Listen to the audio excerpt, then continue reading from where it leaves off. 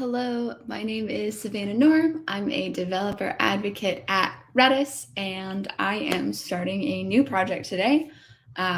We are going to do I was going to say web scraping, but GitHub actually has an API, so we don't have to scrape it. So we are going to be getting information about the Redis organization and the GitHub repositories that it owns, and like who's committing to those, who's contributing to those, how recently they've been updated. So I actually have a to-do list ready for today. We're going to start. Let me see if I can't make that bigger. Apparently I can't. Let's see if I can't just make all the text bigger. There we go. Okay, so we're going to start by getting all the repositories owned by Redis using the GitHub API. We're going to parse them to get the repo name, probably using the JSON library, just because that's very likely how that's going to come back to us. And then we're going to asynchronously crawl all of them to get a couple of things, hopefully. Hopefully. That's where we're starting, at least. So if you're not familiar, GitHub has an API and this handy dandy website of GitHub app-enabled endpoints. So I know that api.github.com/users/redis/repos gets me all of the repos that are owned by Redis. So we're gonna start working on this. I'm gonna need to import requests. I'll probably go ahead and import JSON.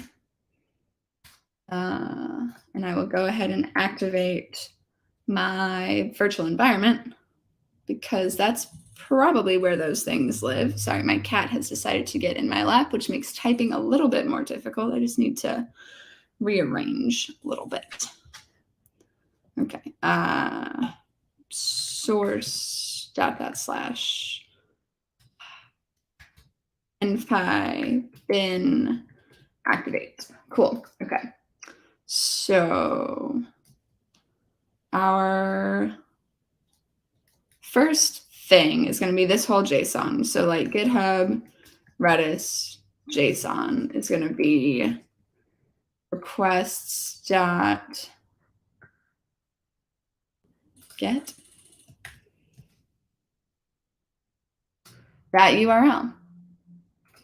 It shouldn't need any parameters just because here you don't have to authenticate. You can use GitHub's API as a CLI tool, and then you can do some stuff with authenticating and using a token to authenticate, and you can get some more information that way. But I think for the purposes of this and what I want to do, I don't think we're going to need that. Yeah, I don't think we're going to need that. So that should be all I need to get that. So let's print that GitHub Redis JSON.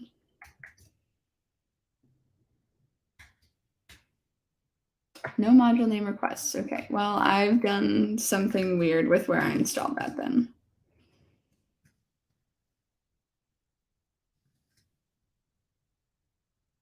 Okay, that's cool.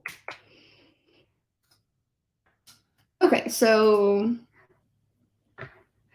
that is just the response. Okay, so clearly I don't know the GitHub, the requests library as well as I thought I did. Python requests. Requests.get, that's cool. I don't want the status code though. Oh, I guess I want the text. Ooh, .json, perfect. Okay. So can I just do .json and now print it? Perfect, okay. So that was pretty easy. But I don't want all of this information. All of this is a lot.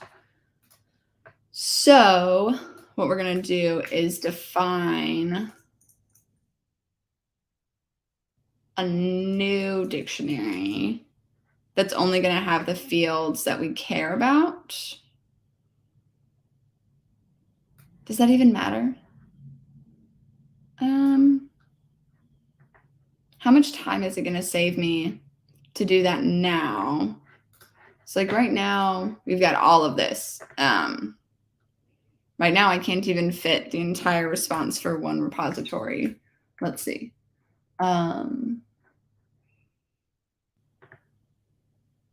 So like from here down to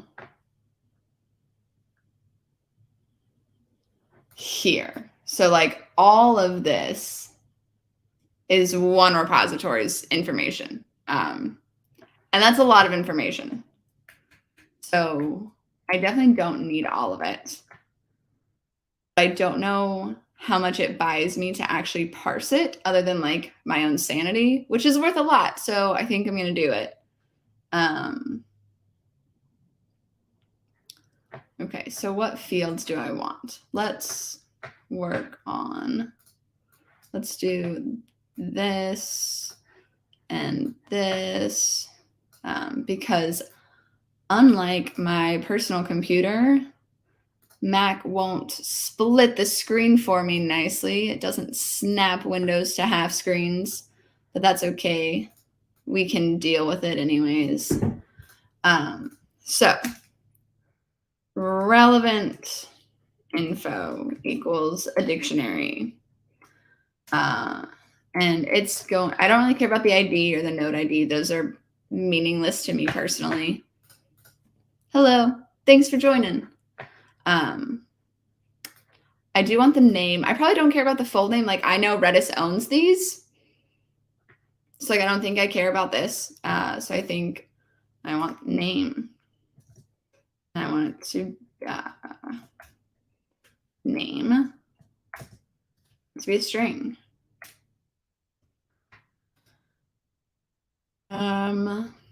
The owner information, I know it's Redis.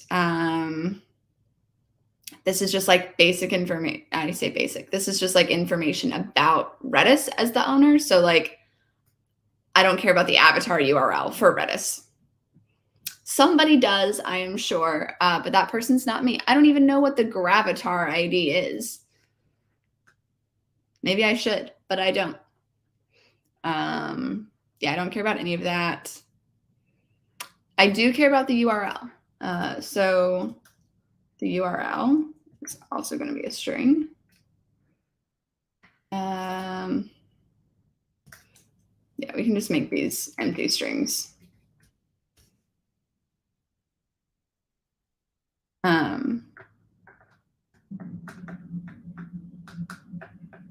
Realistically, this is more for my purposes than anything else. Yeah, but that's okay. I want the description. This description. I think I spelled that right. Okay, there it goes.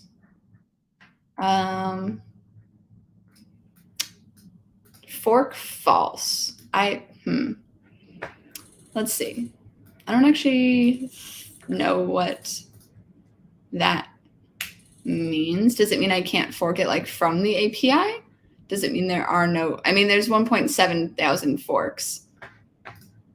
Disturbing GitHub today. Hopefully not disturbing, just using their API a little bit. We're going to get some stats about the repositories that Redis owns. So I don't know what forks false means because like there's 1.7 thousand forks. I can fork this. Maybe it means that I don't have any, but either way, I don't care about that field because I don't understand it.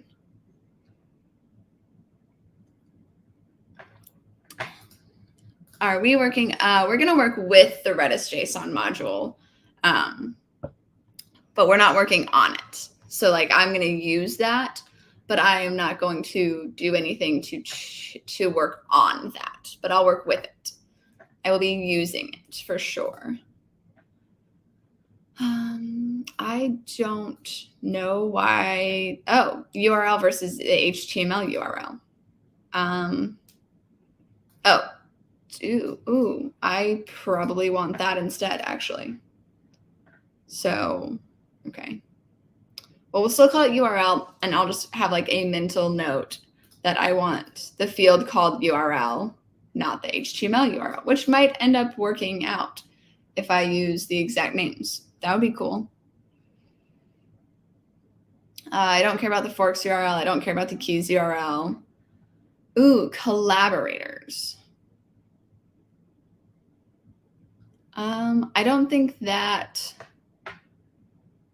gets me anything by itself without like having a collaborator here, and I don't have that. So I'm not sure I care about that yet. I don't care about teams or hooks or issue events or events. Assignees/user. So like this, I need a user, so I don't care about that right now. Branches, tags, blobs. Okay, so this is now just like a bunch of different URLs. Okay. But I do want the contributors, because one thing that I want, here, I guess I'll go over my full plan for today. Names of contributors and a description. That's all I've got so far. If you guys have something that you're like, ooh, this would be a fun stat to know about a GitHub repository or an organization of GitHub repositories, throw it in the chat and I'll see what we can do. Maybe it'll be easy to add, maybe it won't. No harm in trying, though. That's what we're here to do. So I do want the contributors URL, because I believe this will get me all of the contributors. Cool. Does it tell me anything like about... Oh, it does. It tells me their number of contributions, which is exactly what I wanted. Okay. So names of contributors, number of contributions per contributor. Okay, so this is going to be probably a sorted set. And every time we run into a new contributor to one of these, we're going to add them and do like a plus equals of whatever their number of contributions is for that. So cool. We've got a new thing. Perfect. Okay, so contributors. I'm just going to copy it so I know I don't spell it wrong. Contributors URL.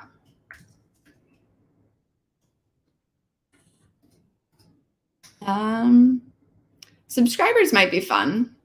It might be interesting to have like a relatively consistent and easy way to see which repositories have the most subscribers. Commits. Oh, a hash shot. Okay, so that's like a specific. Okay, git commits. No. Comments. It's like a specific number. Comment. Issue comment. Contents. Pretty much anything that has an extra variable right now, I'm not too concerned about. We might come back and be like, oh, maybe I also want to know that. Ooh, I definitely want the downloads URL. I definitely want to know how many people are downloading each repository.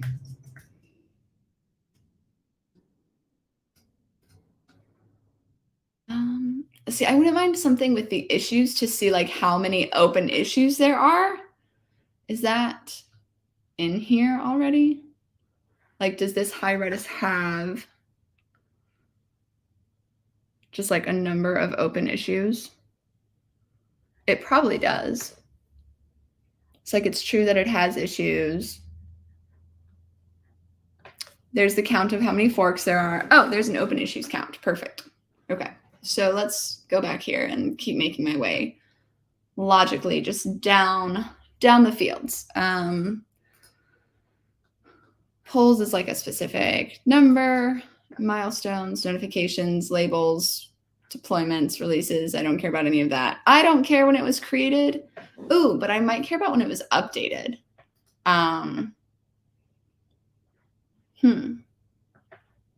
What do I think? What's the difference between UpdatedAt and PushedAt? Let's find out. GitHub updated versus pushed. GitHub API, what's the difference between PushedAt and UpdatedAt?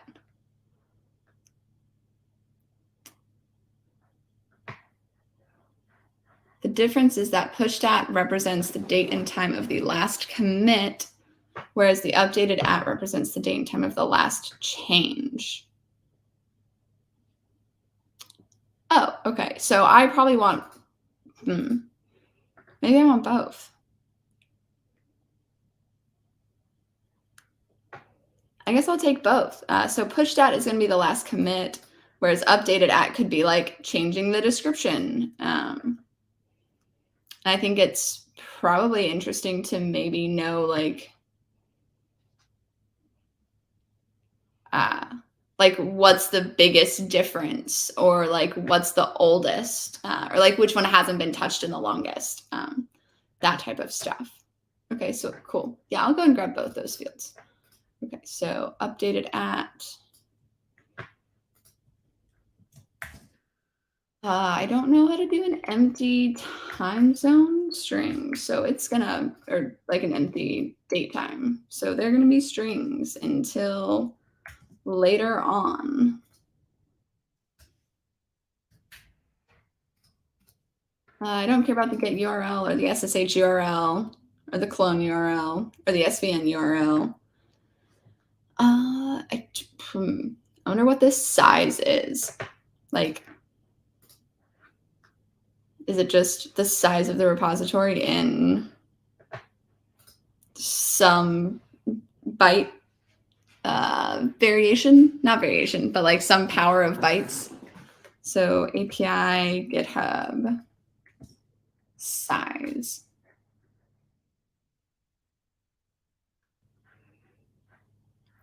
Maybe gigabytes then. API repo size. The size shown doesn't match. The size shown is as close as possible to the .git folder present in your repo. Oh, okay. I don't really care about that. Stargazers and watchers. GitHub API. Stargazers versus watchers.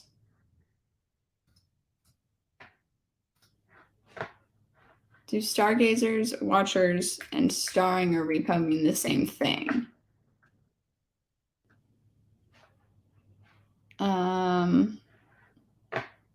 Okay, that does not answer my question.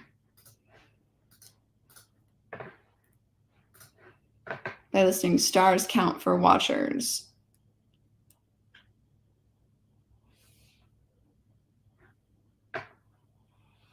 This part of the API changed when we moved watching to mean starring. Watchers corresponds to the number of users that have starred a repository, while subscribers count corresponds to the number of watchers.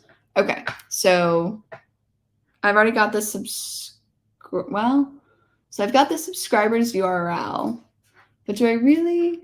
Okay, I'm gonna, do I actually care about the subscribers URL, or do I just care about the subscribers count? I probably just care about the subscribers count. Okay.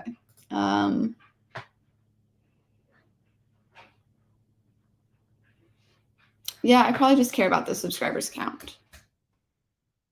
So instead of the downloads URL, is there also just a downloads count? Probably. Okay. The contributors I still want, because that's got some other information that we already looked at. I do want to know open issues count. And that's going to be a 0. Oh, :0. I don't really care about the license information. Oh, okay. So I guess there's not a downloads count. Okay, that's okay. So watching, okay, so watchers corresponds to the number of users. So those are the same. Okay, I want the stargazers count.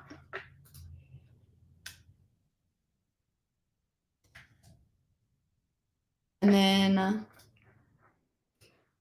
subscribers count is what they say right here, but I don't see. Let's try to find subscribers.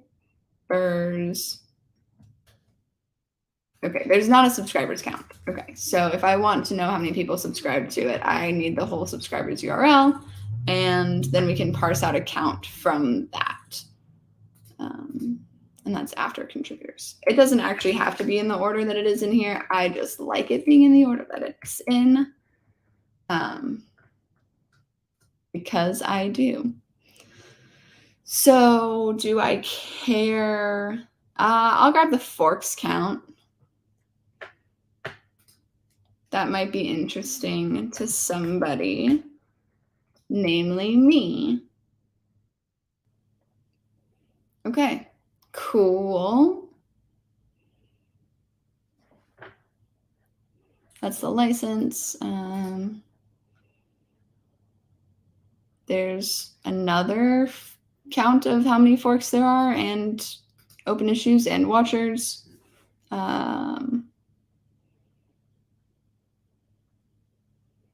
So that's interesting.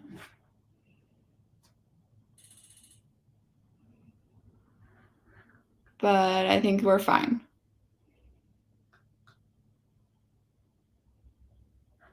Does open issues, is that just two different open issues and an open issues count? Okay, whatever, that's fine.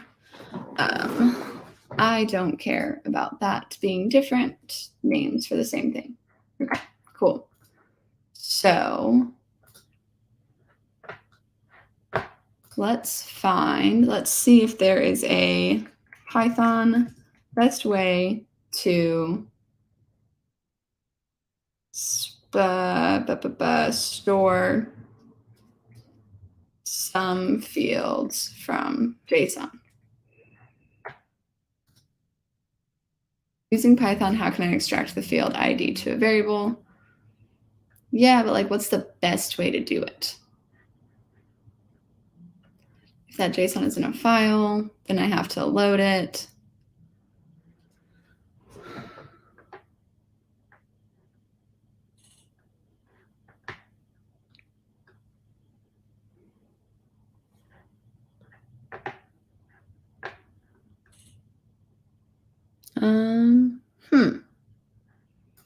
Should I use this?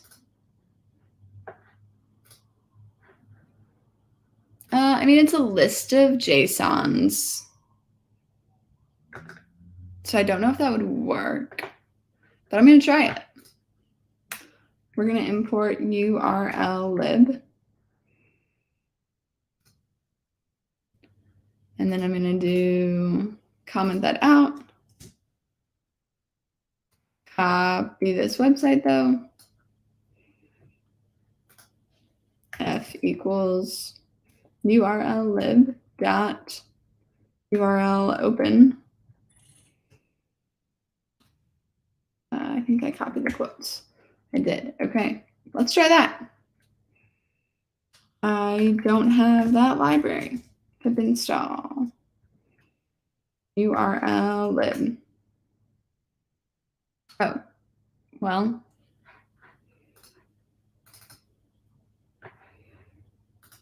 Maybe I won't be using this.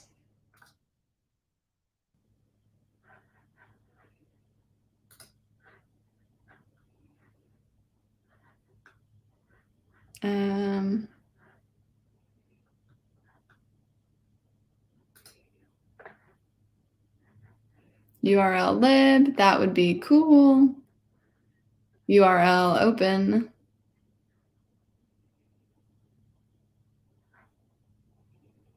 Oh, but I don't have the URLlib.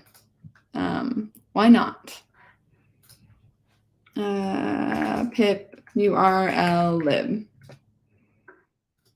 So I need URLlib 3. Okay. URLlib 3.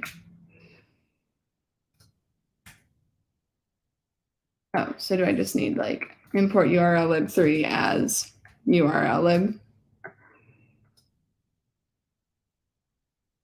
Ah, well, okay.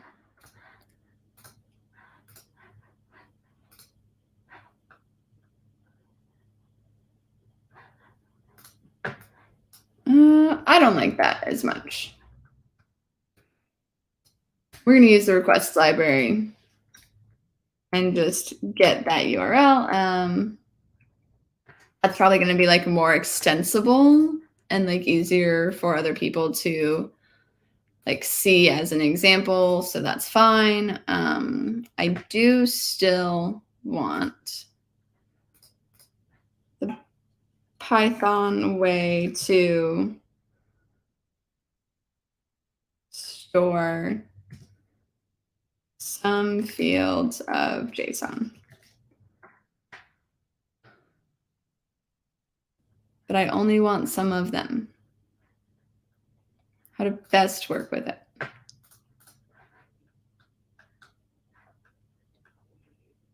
Cool, I've got a JSON.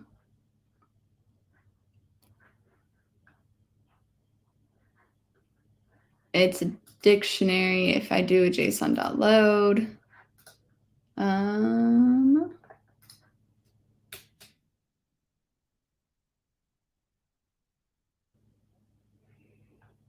But like, how do I just drop a bunch of the fields? Python drop fields from JSON.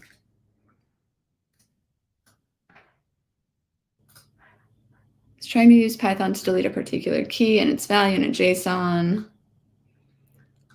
But I just want to ignore it. I just don't care about it.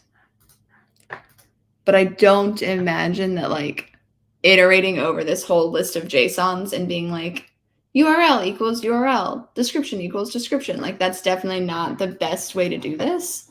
So maybe it is better.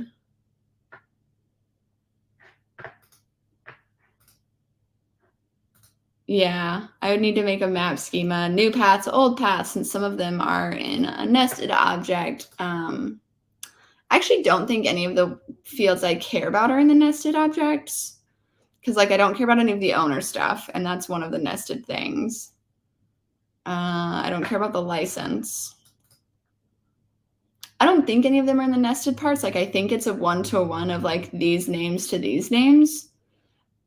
But I don't think iterating over this is like the smart thing to do. So I might like leave this here for like my reference. And then just accept that like this JSON is way more information than I need. And like, that's kind of fine. It's still not like, I mean, it's a large amount of information, but it's still just text. Like I was talking to someone at the Texas Geoinformation Systems event that I was at this last week. And they were talking about storing a bunch of addresses. And it's like 160 million addresses, but they're all just text. And like text really just does not take up that much space. So as far as like the spatial concerns go, I don't think I'm worried about it yet.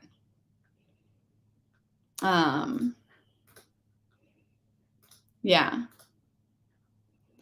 But then I think what I can do is something probably like, let's see, repo URLs to crawl equals the GitHub Redis JSON at URL. I just make that a list. Can I do that? Print repos URLs to crawl. List indices must be, oh, okay. Did I,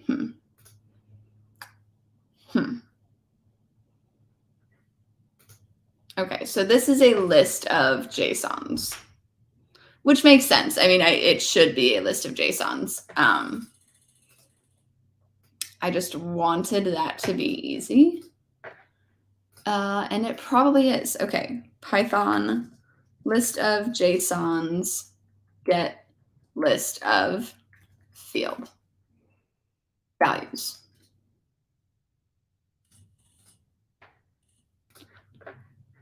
I have a JSON containing 3 fields. No, that's not quite what I wanted.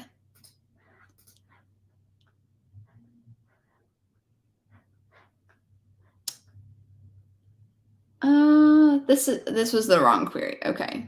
List of JSONs get all of a field. How to get data from a list JSON. Cool. Cool.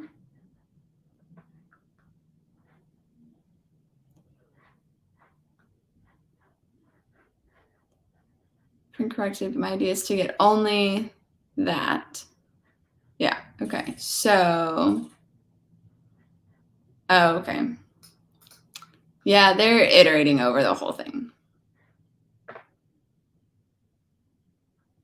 I didn't want to iterate over the whole thing.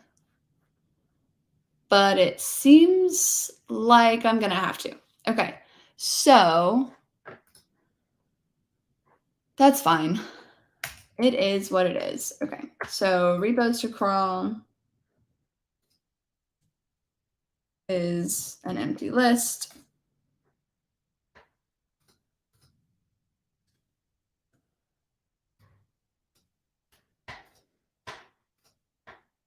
The small one, not the big one. Yeah, but I don't think I can get the small one without iterating over the big one anyways. Like, I don't know how to parse it down to this small stuff without iterating over it anyways. I imagine there is actually, there's probably some sort of like list comprehension magic that I can do. So Python list of JSON. Parse certain fields. Let's add lambda function on there. Not an AWS lambda.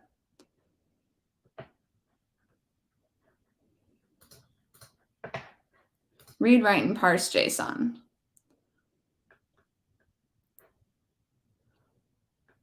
JSON.loads, that's cool.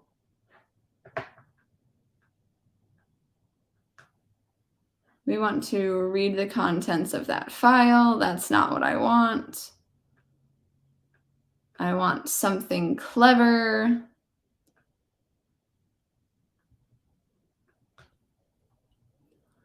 That will take a very large dictionary and make it small.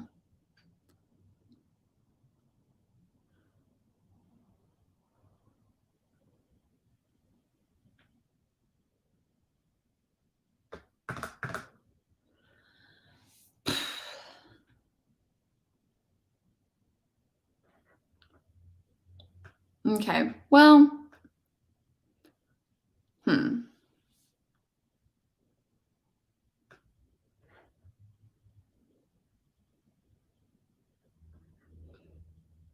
I don't think, let's see, okay, Python, take large JSON into small JSON. This is terrible Googling. Split a large JSON file, processing large JSON files in Python. That's not what I want. I don't currently know of like an efficient way to take a large JSON that has a bunch of fields I don't want and only get the fields that I do want. Oh, well, maybe I do. Okay, let's import pandas. And I can go, let's see, Python, JSON to pandas. I think it's very simple. Okay, yeah, cool. I don't need to read the JSON though. Read JSON URL. That's actually exactly what I want. Okay. Stop trying to, okay. Instead of that, we'll just do pd.read JSON. Import pandas as PD. Okay, cool. I don't really care about flattening it because I don't think any of the stuff is in the nested parts. So then pandas only keep list of columns.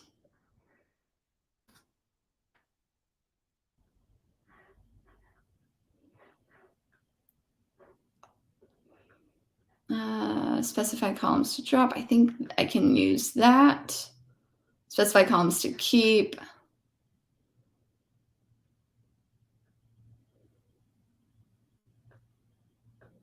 Specify columns to drop.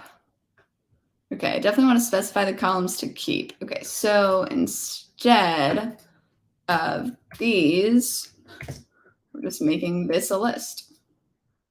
And nope. Yep. Relevant calls list.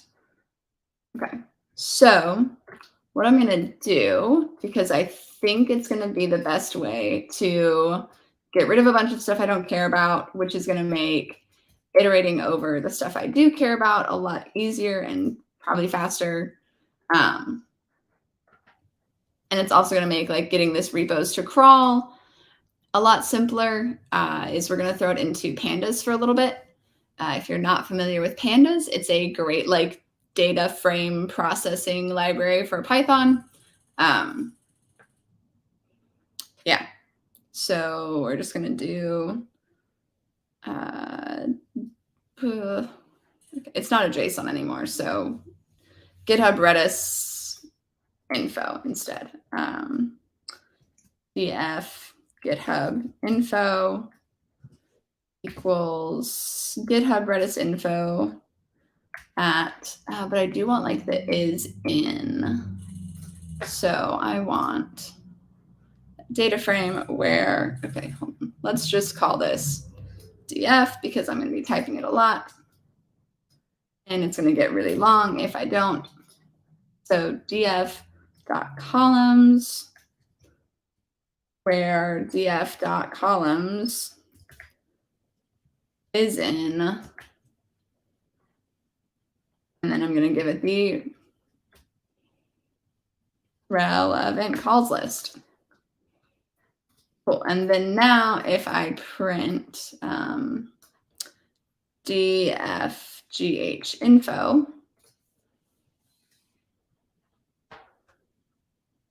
data frame object, oh, because I didn't delete that. Cool. So now you can see here, I've got like only the columns I care about. Name, open issues count that you can see clearly. Solid. Awesome. Cool. Okay. And I've only got 10 columns as opposed to, actually, I can tell you how many I had before. Print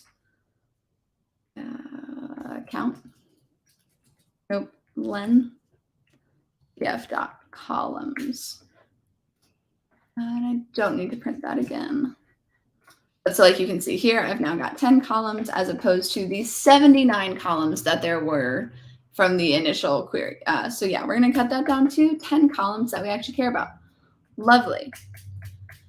Okay, so what that also means we can easily do is like each of these columns can become a list pretty easily. So Redis repos to crawl equals df GitHub info at URL.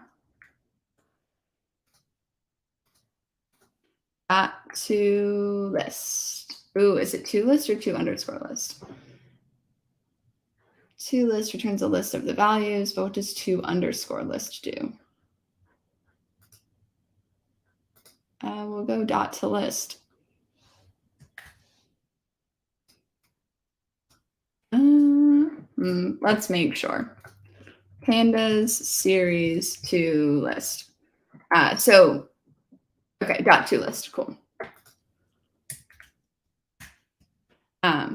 In pandas, like it's basically a table and a single column is called a series. But so now we've got a list of repo URLs to crawl and some other information about each one. Actually, okay, so I was planning on like asynchronously crawling all of them to get this information. But now I am not sure what information I want that's not already in here. This like users Redis repos has a lot more information than I was kind of expecting it to have.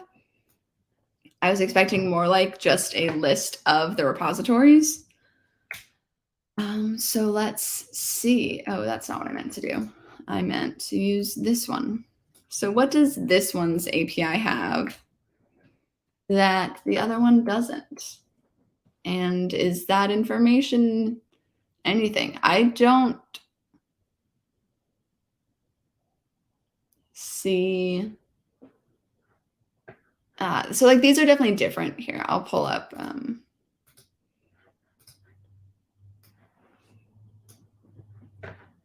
So like they are definitely different.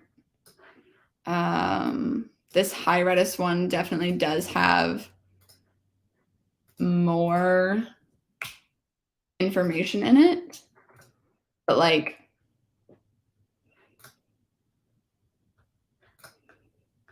so far, so like you can see that like the trees URL doesn't exist over here, but I don't care about that URL.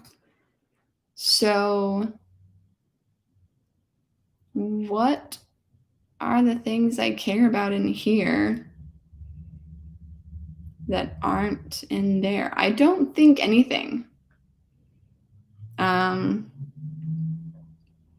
Yeah, I don't think I need to do that, which is cool. Okay, so instead, we're going to asynchronously crawl the contributors.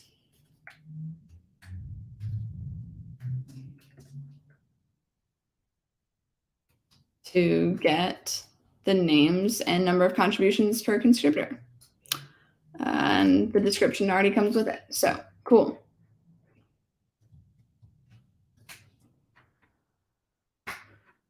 Okay, parse them to get the repo names. Okay, I've got those.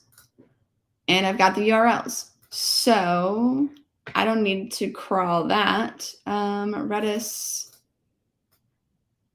Let's go contributors. Crawl. And then instead of URL, it's going to be the contributors URL.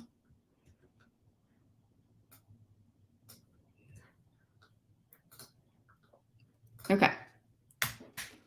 So that contributors URL, I want to keep that page open. Okay, so let's make this full screen real quick. Command F contributors URL. If we go here,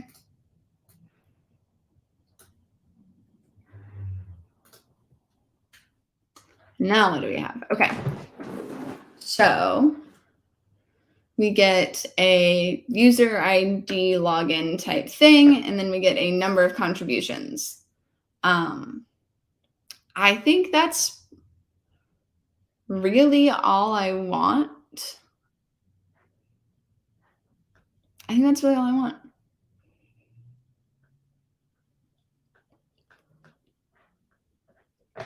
And this should, yeah, okay, cool. So we'll asynchronously crawl all the contributors instead. So if you're not familiar, you probably don't know I have this book, but if you're not familiar with like they're not textbooks, but they are like the gold standard of like learning technical thing books. They're the reptile books. O'Reilly publishes them, and they usually almost all have a reptile on the front. I have the Fluent Python one. And this is an example from there, even if you don't buy the book, because it is like a $60 book. Highly recommend. It is really useful, but all of the example code is online. So in their async.io section, they have this example where they're probing a bunch of domain names. So they literally just used like the keyword list with a max length of 4, and then find whether or not they have like a blank.dev. So in the textbook, they say like true.dev is not a registered domain, which means that it does not get a DNS response. So basically they're just marking like plus if it's found as a DNS response, otherwise it's empty. So it's just like their easy way to do that. But the point is they do it asynchronously. And that means that it's not waiting for other things. So they say in the book that doing this asynchronously, I think they only use like 10. I had it open. Let's see. I think they said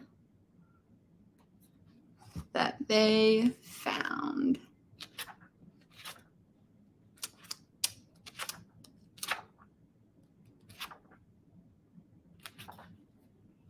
okay.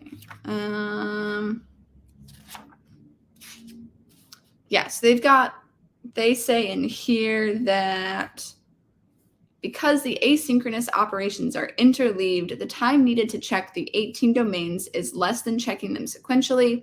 In fact, the total time is practically the same as the time for the single slowest DNS response instead of the sum of the times. So running things asynchronously can save you a lot of time. So that's what we're going to do. So, the other thing I was going to say is that even if you don't buy the textbook, all of the source code is available on github.com/fluentpython. This is the example code specifically for the 2nd edition. But yeah. So let's actually be like good programmers here and do a little bit of cleanup. I say cleanup. This is really just me making this better. So I'm going to first import async.io. And then I'm going to do a little bit of, I'm going to call this def setup.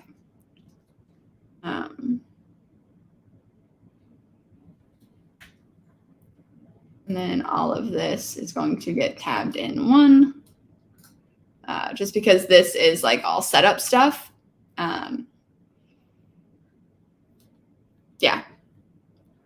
It's not exactly setup. Let's call it like get repos. And then, oh, that's not. Async def main. None. This is also like cool, better programming where you actually tell Python that your function isn't going to return anything, whereas this one is going to return a tuple of a string and a Boolean. in case you can't tell, the theme is writing better Python. So yeah, we're going to await the get repos function, just because like this has to have, oh wait, yeah, and then this one is going to return list. So then we'll return this.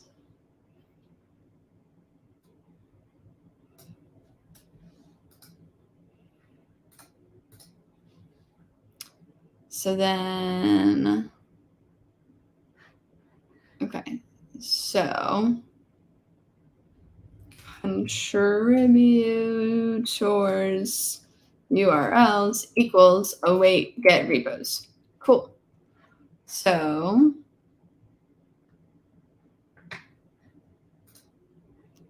probe domain for domain and domains. Okay, so I'm going to need to go ahead and write my next function.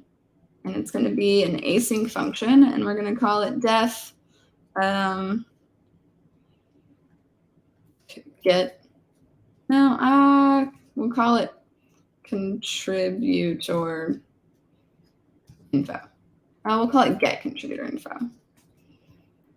And it's going to take a list. It's going to take URLs as a list. And I don't know what it's going to return yet, so I'm not going to put anything there just yet.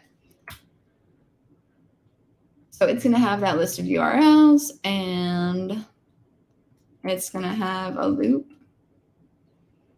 I need to put it in a loop.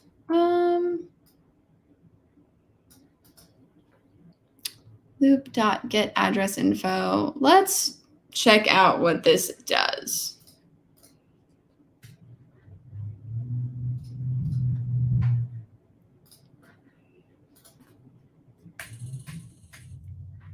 Event loops run asynchronous tasks, and callbacks perform network IO operations and run subprocess. Okay, yeah, so cool.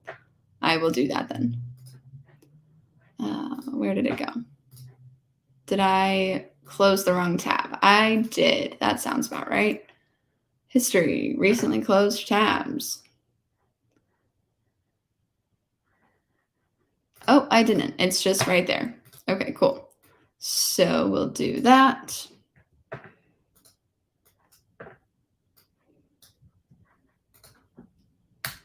And then we'll try, because like I know all of these URLs exist, I don't really need the same like try except.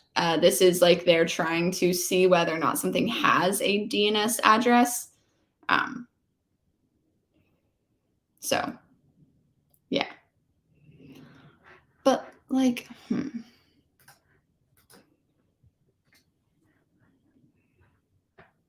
when to use it.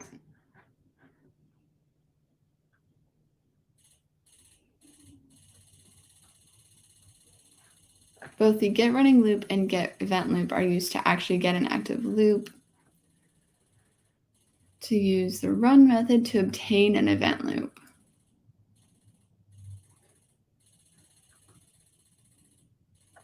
Instead of that, okay. The run method solution can work weirdly. That's fine. I'm not using a Jupyter notebook. Okay, so I don't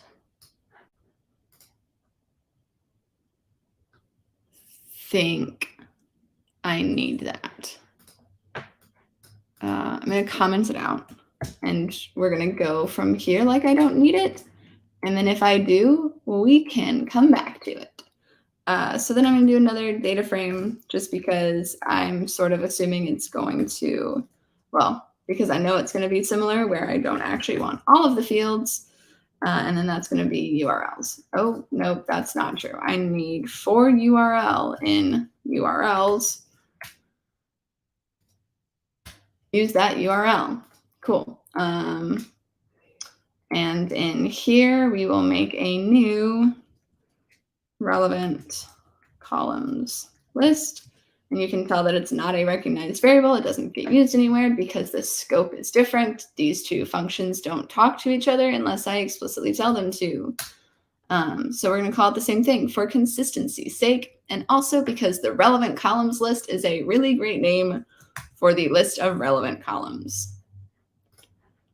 Cool. Okay. Is this the contributors? Yes. So things I want. Login, because that's like the name. And I think just contributions. For now, we're just going to go login and contributions. Contributions. Cool. And then df underscore contributor equals df at df dot columns where df dot columns is in my relevant columns list. Cool. Okay, so let's see. Things I want to do with that. I've got the name of contributor and the number of contributions per contributor. So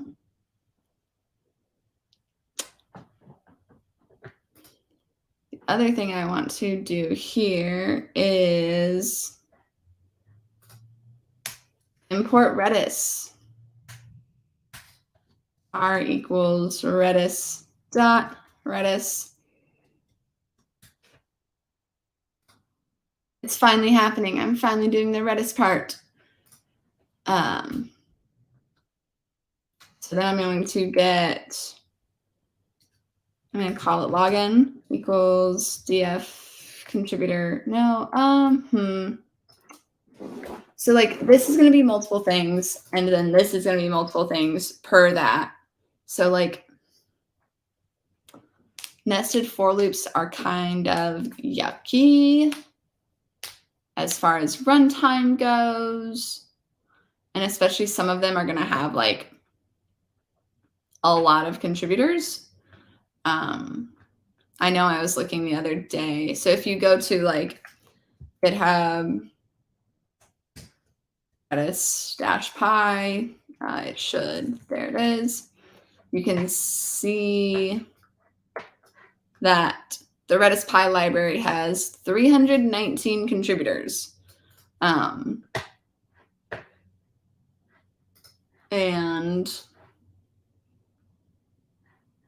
I didn't print how many there are. Let's see. So like Redis, 27 repositories. Okay, so like the worst case, if we're assuming that the Redis Py repository has the most number of contributors, which I don't know if that's accurate or not. I have no idea if that's accurate. Oh, 631. Okay, so if Redis has the most at 631, then our worst case is going to be, what number did I just say? 27. 27 times, we'll say like 300 maybe is like an average. So like that m times n loop is going to be 8100. That's not ideal.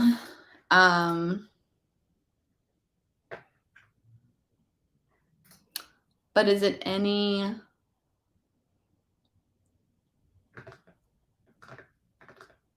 better for me to separate that out and then do a like for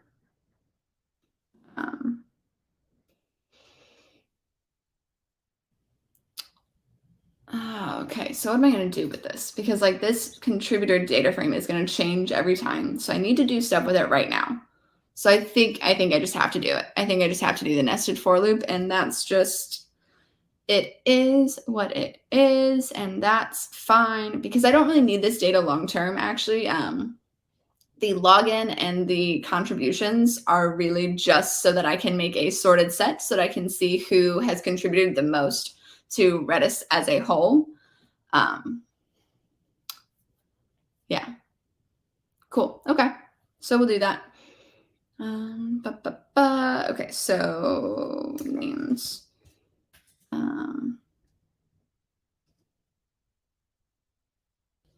I actually really think I just want this in a dictionary.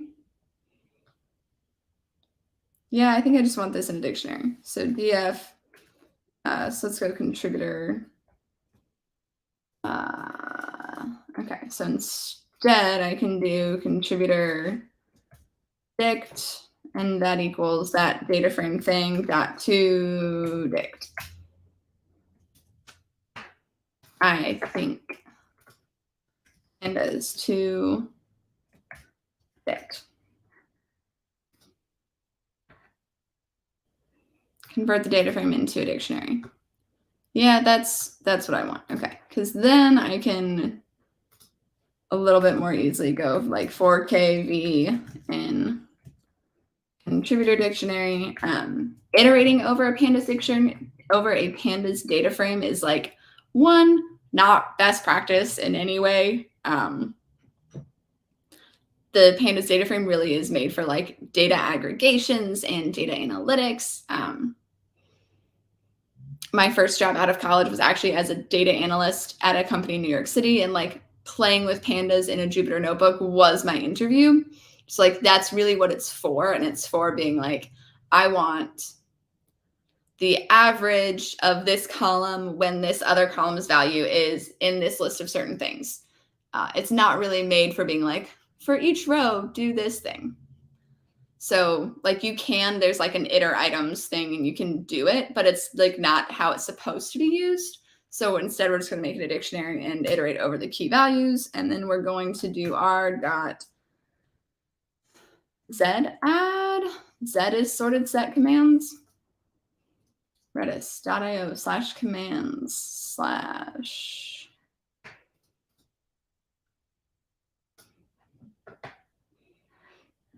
perfect. Or update its score if it already exists. Okay, so adds all specified members with the specified scores to the sorted set as key. It is possible to specify those, blah, blah, blah. The score is updated and the element is reinserted. Does that mean that it's updated like, oh, I just need to make sure I use the anchor. When this option is specified, z add acts like z anchor by only one score element. Pair can be specified in this mode. So does that mean that like if it's not already in there, it'll accept it anyways? So can I just use the zinker by? Like what happens here if it doesn't exist? If member does not exist, it is added with the increment. Okay, perfect, cool. So I just want to use the anchor by.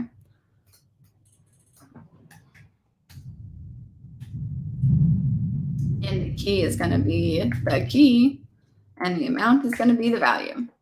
Because that KV is going to be login and contributions. No, it's not.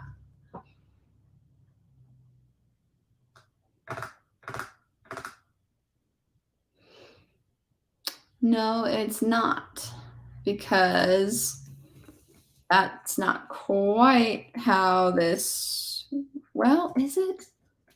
Print contributor dict. Let's find out. Okay, so get contributor info.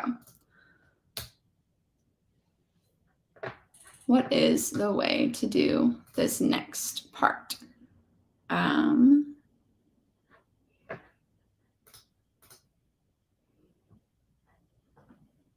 Coros equals get contributor info with the contributors URLs. Nope. Okay, hold on. URL. Okay, so actually, cool. Instead, we're going to do the for loop in this thing. And so it's just going to be this.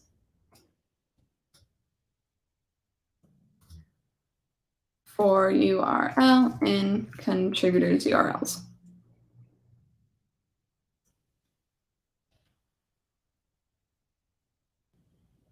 And then,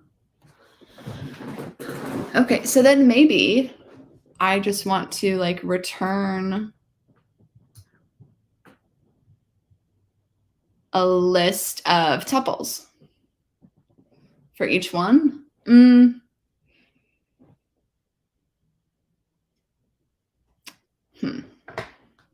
It'd be cool if I could just return like one tuple at a time. No. Okay, let's just run this and see where it gets us. Like there's a good chance it breaks. Yep, okay.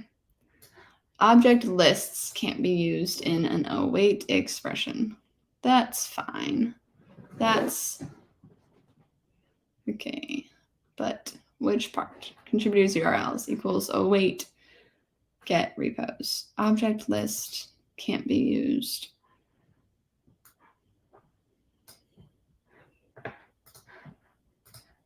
Does this mean I can't return a list from an await?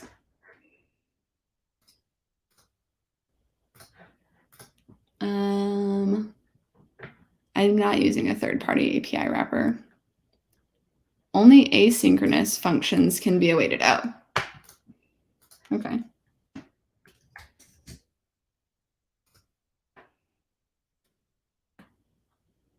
Oh, so realistically, I can just do this.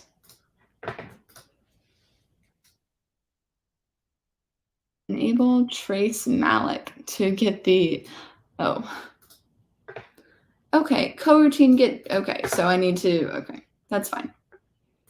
So it has to be async, and I have to await it.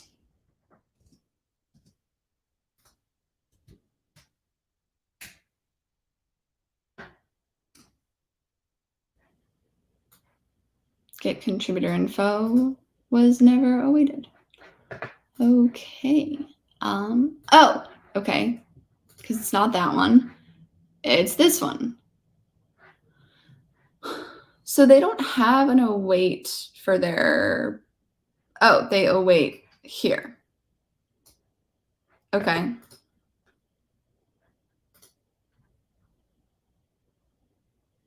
So then let's return.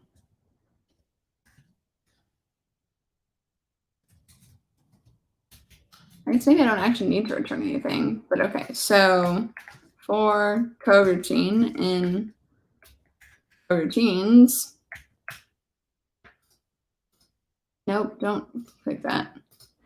Okay, so that's why. Okay, so let's.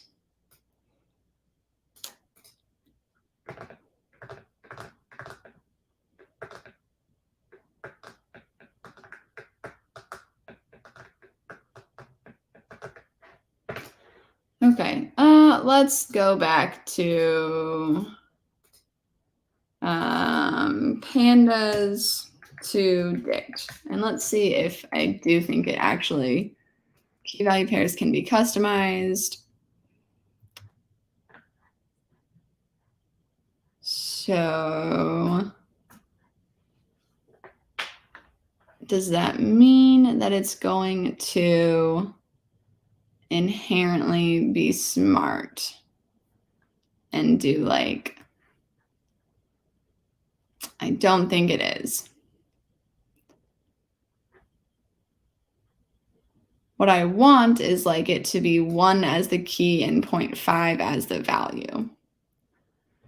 So let's go pandas to dict, make column key. How to make dictionary keys in one column of pandas. I have a data frame with one column. I was wondering how I can make a new column. I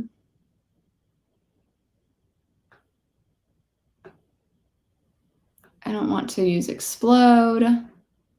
This is not what I want. Create Python data frame from dictionary where keys are the column names and values form the rows. Okay, perfect. I'd like to convert a data frame where B and C are the column names. In the first row, that's okay, that's cool. pass the values as a list, or for some reason you don't want to use a list. Use lists as the values. Okay, but that's still, but I want to make it a dictionary. Convert pandas to new dictionary, defining the columns used for the key values. Okay, perfect. The output is this. Now I want to choose only the name and gender columns as the values. Use subset. But I don't want this like 1 and 2. I don't want those to be the things. So right now, like this dictionary is going to look like 1 colon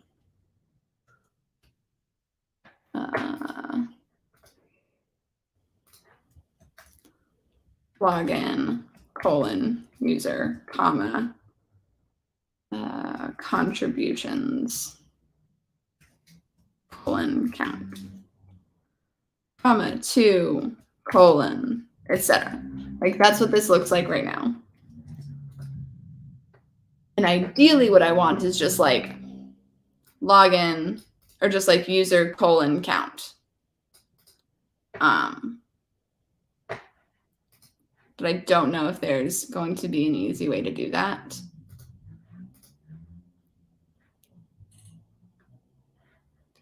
Create a dictionary key from 2 column values. Maybe. Oh, perfect. AZ colon Arizona, VT Vermont. Perfect. Cool, cool, cool. I've already got it in.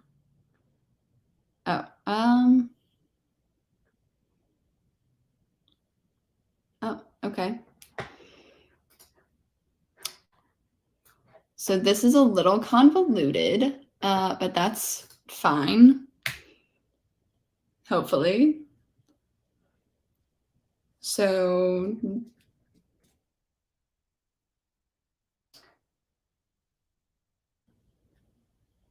a short dict equals the dictionary of the zip of hold on, is this a dictionary? Did I already? Okay, I don't want that to be a dictionary. Contributor CF. And I don't need to print it anymore. And we're going to shorten that just so that I can df dot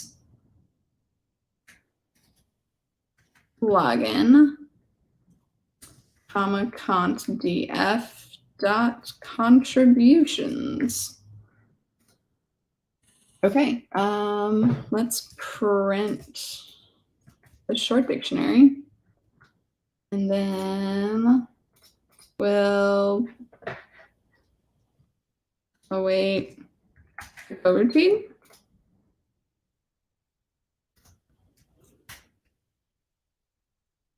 Yeah, okay, cool. Kill that. And now it's yelling at me it was never awaited because I killed it in like the middle of it. But we're getting like banker had 1 contribution to some library. And I don't care which library is which right now, because what I'm going to do, hopefully at least what I plan to do, is now that I have that, now I can do this like 4kv in, we'll call that contributor dict, because that's what it is now, contributor dict. And then we'll do a z anchor by with the key and the value, and we'll see what happens.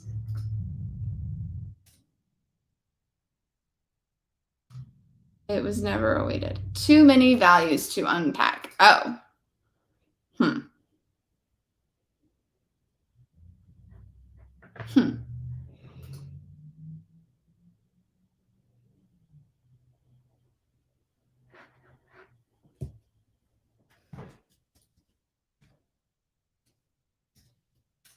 I feel like I just made sure. Did you print anything? Yeah. Like that is 2 values. Like that is keys and values.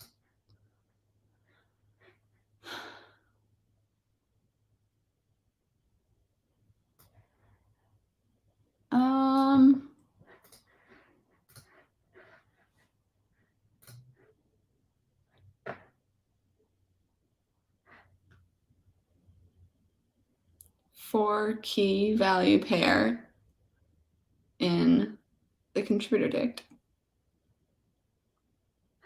It's a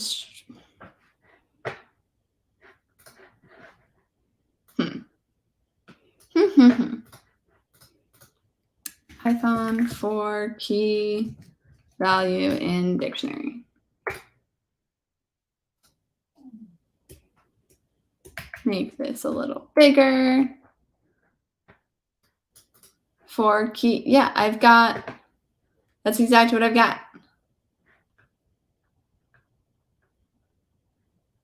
For K and D dot keys, but like for V and D dot values, D dot items. Oh, okay. Dot items.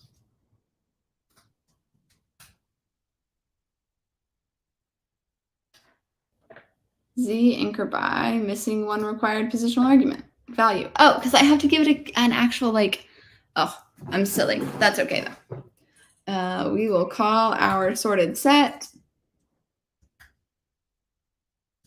contributors. Contributors.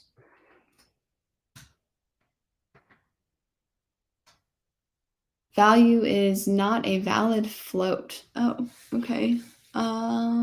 It might be a string right now.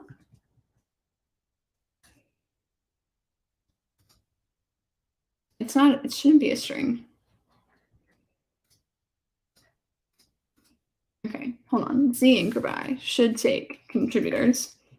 And then, oh, the amount. Oh, so it's V, wait. Amount and value. That's odd. Okay, so does it want V and then K?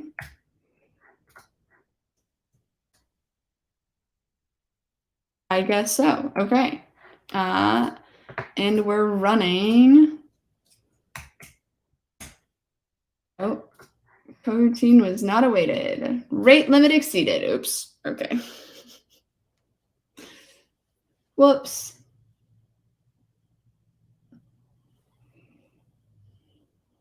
Sorry. I guess apparently we are disturbing GitHub today. Apparently so. I reached my rate limit.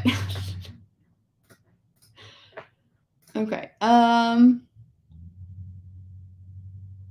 assuming at least. Yeah, I mean, coroutine was never awaited, rate limit exceeded. Okay, but I read and understood. That's fine. We should still have this fun sorted set. And let's do it the other way. And we can see right now, at least, that Antires has the most GitHub contributions by a long shot, like by a lot. Okay, so if our rate limit is exceeded, I don't know what my rate limit is. So let's look up GitHub API rate limit. Rate limit is 1,000 requests per hour per repository. I shouldn't have hit that.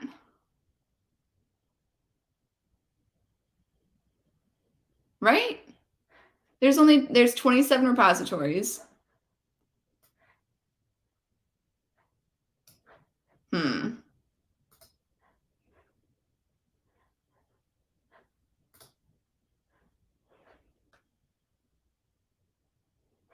Rate limiting. Different type tape. of API requests are subject to different rate limits. Okay, so maybe it would probably be helpful if I saved this. That way I don't have to, well, I mean, that should only be 27. No, that's literally just one. That's one API request. Okay, so it's definitely not that. Like that's not going to rate limit me. That's one API request.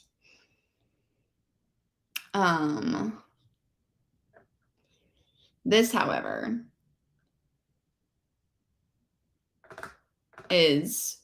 should only be 27. There's 27 repos. There's one contributor URL per repo.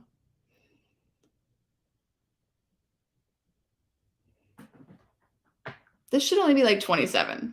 But I guess if I've done it quite a few times, but still 1,000?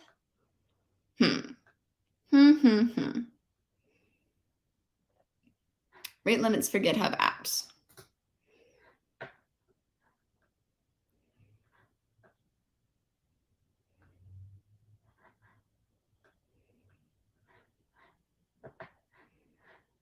I'm probably like user to server, but I'm not using an OAuth token.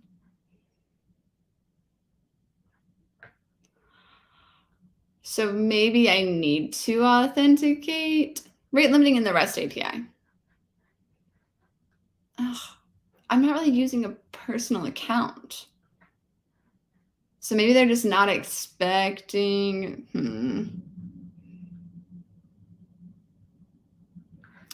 5,000 requests per hour per authenticated user. So maybe I need to authenticate.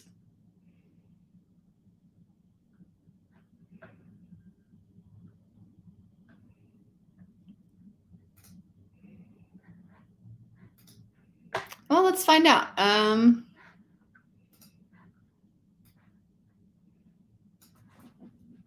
curl-i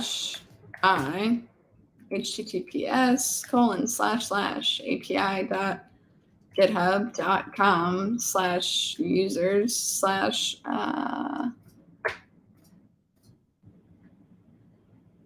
let's go GitHub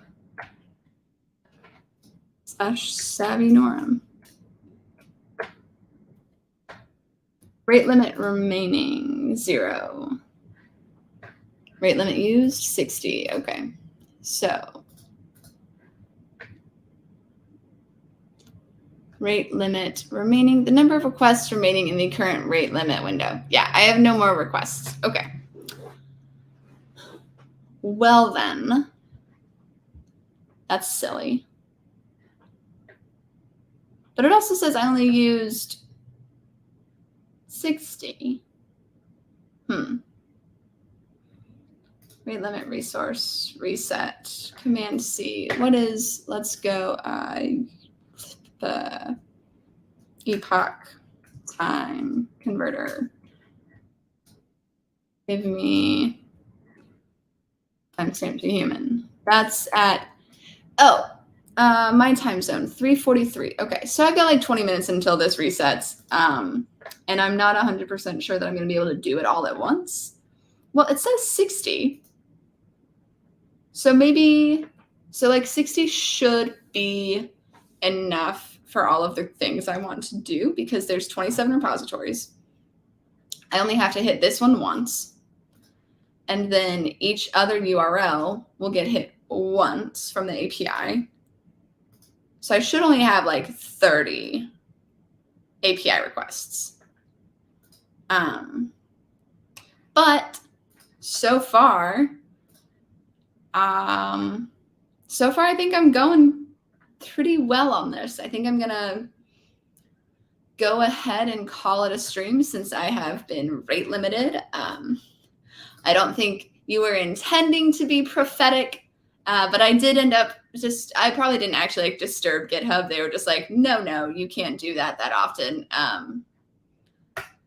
So disturbing GitHub might be a bit strong, but I did hit my rate limit already for another 20 minutes. And aside from that, I did the things I set out to do today. We've got a nice little sorted set of contributors. I don't actually know how far this got in the 27 repositories that there are. It's like this might be almost done. This might be halfway done. I have literally no idea. So that's unfortunate, but it is what it is. And next time we'll see what other information I can find. And one of the ideas is to add some search functionality to this. So be able to search for some keywords like Flask demo and see if maybe one of the descriptions has those keywords in it. Adding some stuff like that to see if we can make it a little bit easier for us on our side with this app, I'll say, to find out information about the Redis GitHub and all of the repositories that are under it. So on that note, I will start all of the little plugs that I have. If you're not part of, here, let me go ahead and actually remove that so that I can look at my camera without doing the whole telescope zoom thing where I show you the camera that where I show you the screen that I'm showing you and then it shows the screen that I'm showing you and all that. You'll notice I went to redis.io/commands. We have recently done a lot of work to make this page very easy to use, very friendly to use as well. If you're not on our Discord, come join us. We do a show every week on Twitch and YouTube, one of which is probably where you're watching right now, where we talk about some, I'll say, exceptional questions from Discord. There are no bad questions. They often prompt us as the developer advocates to learn something new, and they often prompt some really interesting discussion about the best ways to do things. If you are interested in watching more of these, you should either subscribe on YouTube at youtube.com/RedisInc or follow us on Twitch at twitch.tv/RedisInc. If you want a larger scale idea of what we're doing on live streams, you can go to developer.redis.com/redis-live. Is there anything else? I think that's it for today. Sorry I got rate limited, but it is what it is. I'll see about some ways to potentially get around that. Maybe if I actually use an OAuth token and start actually using that in my requests, maybe I can get a little bit larger of a rate limit. We'll see. But yeah. I will be here next week. I will not be on This Week on Discord this week because Thursday and Friday I will be celebrating Thanksgiving.